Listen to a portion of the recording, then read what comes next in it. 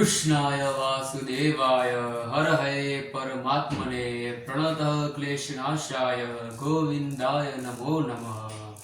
So hello guys, આજે હું તમને ચિહરમાના પ્રાગટ્ય કથા વિશે કહીશ. પહેલા તમને ચિહરમાનો ઇતિહાસ કહીશ, પછી મરતોલી ધામમાં ચિહરમાના લાઈવ દર્શન કરાવીશ. ત્યાં લાડવા કેટલા વર્ષ જૂના છે તે પણ તમને કહીશ. તો ચાલો જાણીએ માં ચિહરમાનો ઇતિહાસ. ગુજરાત અને પાકિસ્તાનની બોર્ડર પર આવેલ એક નાનકડું એવું હાલર ગામ. હાલર ગામમાં રાજપૂત રાજા શેખાવતસિંહનું રજવાડું. શેખાવતસિંહ ખૂબ જ ધનવાન હતો. તેના ઘરે શેર માટીની ખોટ હતી. તેને એક સંતના કહેવાથી પોતાની કુળદેવી ચામુંડમાની પ્રાર્થના કરી. થોડા દિવસો પછી પોતાની કુળદેવી ચામુંડમાએ રાજાના સ્વપ્નમાં આવીને એમ કહ્યું કે તારા ઘરે 3 દીકરીનો જન્મ થશે. થોડા મહિનાઓ બાદ રાજાના ઘરે 2 દીકરીનો જન્મ થયો.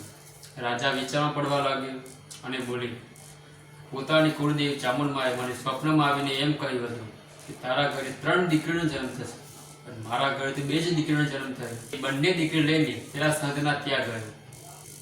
રસ્તામાં જતા કેસુડાનું ઝાડ આવ્યું. કેસુડાના ઝાડ નીચે એક નાની બાળકીનો રડવાનો અવાજ આવ્યો. તે નાની બાળકીને લઈને પેલા સંતના આશ્રમમાં ચાલ્યો ગયો.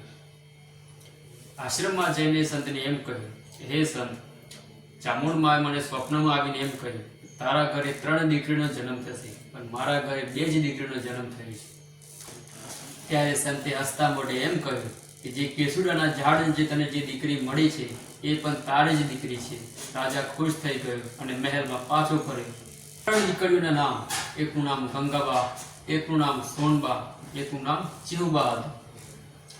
ચિહુબા મોટા થયા ત્યારે નગર તેરવાડામાં એક વાઘેલા કુળમાં તેમનો લગ્ન કરવામાં આવે. નગર તેરવાડામાં એક પોદરનાથ બાવાની મડી હતી. તેઓ ચિહુબા રોજ સેવા માટે જતા હતા. ચિહુબાની સેવા અને પૂજા જોઈને નગર તેરવાડા વાસીઓને ઈર્ષ્યા આવી અને રાજાને કહ્યું, હે રાજા, તમારી દીકરી રાજપૂત થઈને જો બાવાની સેવા કરશે તો આપણી આબરૂનું શું? રાજાએ ચિહુબાને સમજાવ્યા, પણ ચિહુબા એકના 2 ના થયા. ત્યારે રાજા અને નગર તેરવાડાના વાસીઓ એક તેરવાડાના ખેતરના કૂવા પાસે ગયા અને ચિહુબાને ત્યાં કૂવામાં ફેંકી દીધા. થોડી વાર પછી કૂવામાંથી અવાજ આવ્યો, હે રાજા, હું ચામુંડનું બીજું રૂપ ચિહર, અને તે જે આ કૃત્ય કર્યું છે એનું પાપ તારે ભોગવવું જ પડશે, એનું પરિણામ તારે ભોગવવું જ પડશે. રાજા ખૂબ જ રડવા લાગ્યો અને ચેહરમાની માફી માંગી. પણ ચેહરમા એકના 2 ના થયા અને ચેહરમા પોતાનો રથ જોડી આગળ નીકળી હાલ્યા. ચેહરમાના આંખમાંથી આહોડાની જગ્યાએ અગ્નિની જ્વાળાઓ ફેંકવા લાગ્યા. ચેહરમા આગળ જવા નીકળ્યા ત્યારે રસ્તામાં એક બ્રાહ્મણ મળ્યો. બ્રાહ્મણ તે ચેહરમાને ઓળખી ગયો અને બોલ્યો, હે માં, તમે કોઈ દિવ્ય શક્તિ છો, હું તમને ઓળખી ગયો, પણ એક નગર તેરવાડાના માણસના કારણે આખું નગર તેરવાડાના માણસોને દોષિત ના સાબિત કરો. ત્યારે ચેહરમા શાંત થઈ ગયા અને આગળ વધવા લાગ્યા. ચેહરમાએ પ્રથમ વિસામો કર્યો પાટણમાં. પાટણમાંથી નીકળી મરતોલીના વનવગડામાં ગયા. મરતોલીના વનવગડામાં જઈ એક વરખડીના ઝાડ નીચે ચેહરમા બેસી ગયા. વરખડીની બાજુમાં એક કાનજી દેસાઈ કરીને રબારી ફોડો ચારતો હતો. ત્યારે ચેહરમાને થયું, આ રબારીની હું પરીક્ષા લઈ લઉં. ત્યારે ચેહરમા 80 વર્ષની ઋષિનું રૂપ લીધું અને રબારી પાસે ગયા અને બોલ્યા કે હે રબારી, મને પેલી હોડનું દૂધ પા. ત્યારે રબારી બોલ્યો કે હે માં, આ તો દૂધ ન આપે, કેમ કે આ તો કુંવારી છે. ચેહરમા હસતા બોલ્યા, તું પેલા જાતો ખરો, મને એ જ હોડનું દૂધ પા. ત્યારે રબારી થાકી પાકીને કંટાળીને હોડનું દૂધ કાઢીને ચેહરમાને પાવ્યું. ત્યારે રબારીને થયું, આ તો કુંવારી છે, આ તો કુંવારી હોડન છે, દૂધ કેવી રીતના આપી હશે? ત્યારે રબારીને થયું કે આ કોઈ દિવ્ય શક્તિ છે. ત્યારે રબારી ચેહરમાને પગે લાગવા લાગ્યો. પગે લાગતા ચેહરમા અદ્રશ્ય થઈ ગયા. ત્યારે રબારી ખુશ થઈ ગયો અને તે ચેહરમાની પ્રાર્થના કરી અને ચેહરમા ત્યાં વરખડાના ઝાડ નીચે સ્થાપના થઈ ગઈ. તો આઈ હોપ તમને ચેહરમાનો ઇતિહાસ સમજાઈ ગયો હશે. જય ચેહરમા.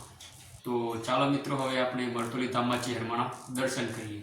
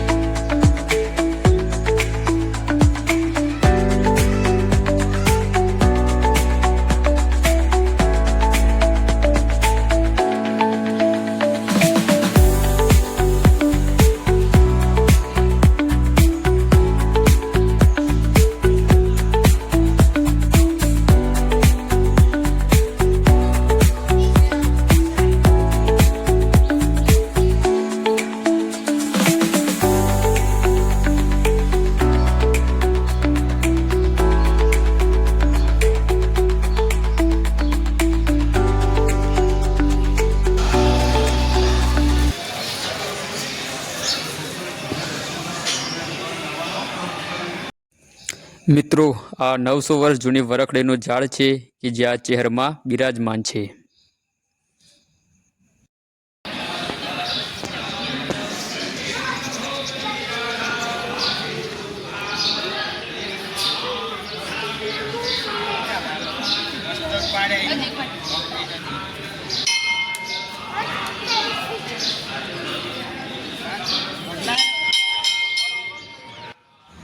મંદિરની સ્વચ્છતા, પશુ પંખીઓના મીઠા અવાજ અને મા ચેહરનું સત જોઈ ઘરે પાછા ફરવાનું મન ના થાય.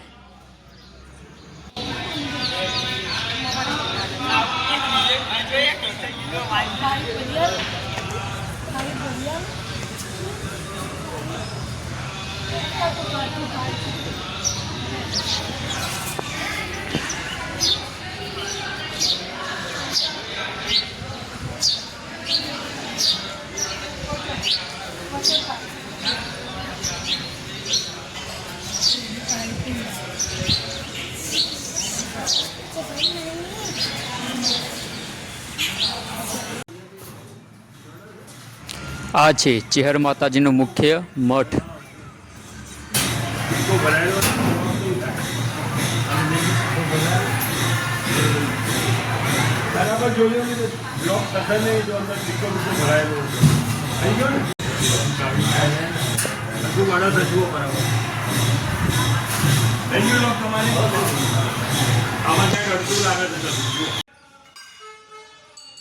અહીં ચેહરમાને પ્રસાદમાં સુખડીનો થાર ચડે છે અને અહીંયા 35થી 40 વર્ષ જેટલા જૂના લાડવા છે. આજ સુધી લાડવાને કોઈ દાગ પણ આવ્યો નથી. આ એ ચેહરમાનો સત છે.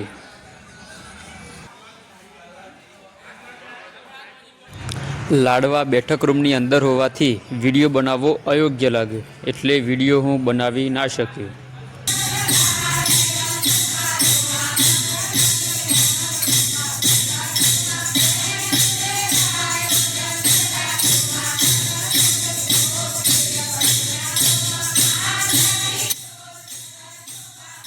અહીં મિત્રો 1 ફૂટની ચુંદડીમાંથી 10 ફૂટની ચુંદડી પણ બનેલી જોવા મળે છે.